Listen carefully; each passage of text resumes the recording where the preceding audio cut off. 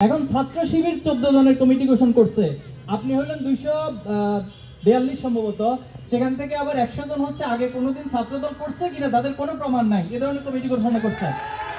এরপরে সেখান থেকে 17 থেকে 18 জন যাদের একবারে ডকুমেন্ট সহ তারা ছাত্রলীগের সাথে সম্পৃক্ত ছিল।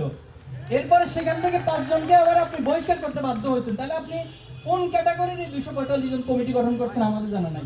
যাই হোক, আমার প্রশ্নটা হচ্ছে জাহিদ ভাইয়ের কাছে। বর্তমানে আমি সূর্যসেন হলে থাকছি, আমি ছাত্রদলের একজন অ্যাক্টিভিস্ট। আমার একটা রাজনৈতিক পরিচয় সাথে নিয়েই আমি থাকছি এবং বিগত বছরগুলোতে আমার এই রাজনৈতিক পরিচয় নিয়েই আমি আন্দোলন সংগ্রাম করেছি। ঠিক এই মুহূর্তে গণ অভ্যুত্থান পরবর্তী সময়ে হলগুলোতে 14 জনের একটা কমিটি আমরা পাবলিশ করতে দেখেছি শিবিরকে। সেই জায়গায় হলগুলোতে এখন পর্যন্ত আসলে শিবিরের কেউ আছে কিনা বা তাদের কমিটি আছে কিনা, যদি থেকে থাকে সেটা কেন প্রকাশিত হচ্ছে না? কারণ ডেমোক্রেসির যে ভ্যালুস, সেটা প্রথমটা হচ্ছে আপনার ট্রান্সপারেন্সি, স্বচ্ছতা। তো এই জায়গায় স্বচ্ছতার জায়গা থেকে ওনারা যদি ডেমোক্রেসিতে বিশ্বাস করে থাকেন, তাহলে ওনাদের কমিটিটা প্রকাশ কেন হচ্ছে না, এই ব্যাপারে আমি জানতে চাই। ছোট করে আরেকটা প্রশ্ন, সেটা হচ্ছে একটা ছেলের যখন বয়স থাকে 10 বছর, 11 বছর, 12 বছর, ক্লাস 5, 6, 7 থাকে, তখন তাকে একটা রিক্রুটমেন্ট প্রসেসের ভিতর দিয়ে না এই প্রশ্ন দিচ্ছে না। আমি প্রথম যে প্রশ্নটা করেছো সেটা ভাই জাহিদ ভাই থ্যাংক ইউ। জি, আপনাকে ধন্যবাদ জানাচ্ছি। প্রথমত আপনি রাজনৈতিক পরিচয়ে হলে থাকছেন, খুবই চমৎকার। আশা করছি সবাই রাজনৈতিক পরিচয় হলে থাকবে, এটা নিয়ে আমাদের কোনো ধরনের সে নাই। বাট যে লেজুর ভিত্তি নিয়ে এখানে বারবার প্রশ্নটা আসছে বা যে কারণে ছাত্র রাজনীতির প্রতি এই ভীতি বা ট্রমা তৈরি হয়েছে, সেখান থেকে আমরা মূলত বের হয়ে আসতে চাচ্ছি।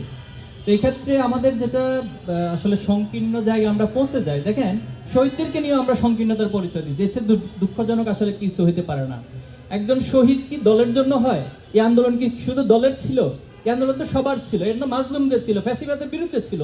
তাহলে কেন আমরা আজকে বারবার একটা দলকে বা হচ্ছে কাউকে শহীদকে নিজের করে নিচ্ছি? তাহলে আপনি দলীয়ভাবে কতজন শহীদ হয়েছে বলেন? 200, 500, তাহলে 2000 শহীদ, বাকি 1500 তারা কোন দলে যাবে? এই প্রশ্নগুলো কেন আমরা আজকে করছি না? সবাইকে কেন আমরা অন করতে পারছি না? এই জায়গাটা আমাদের ক্লিয়ার হতে হবে। আজকে মাগুরা জেলার জয়েন্ট সেক্রেটারি ছিল, উনি ওনার ওয়াইফ অন্তঃসত্ত্বা ছিলেন।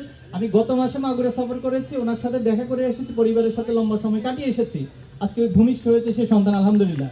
তো এই যে সবাইকে অন করার মানসিকতা যদি না নিতে পারি, তাহলে আমাদেরকে আবার সে 71-এর যে পরিণতি, দলীয়ভাবে সবকিছু অন করা, দলীয়ভাবে সব ক্রেডিট দাবি করা, তাহলে সেই পরিণতির দিকে 2400 যাবে। এই দিকে আমি সতর্ক থাকতে বলবো।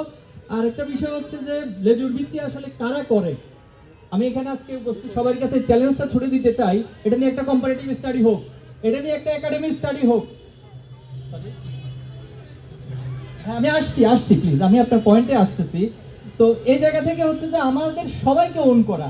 এখন ছাত্র শিবির 14 জনের কমিটি গঠন করছে।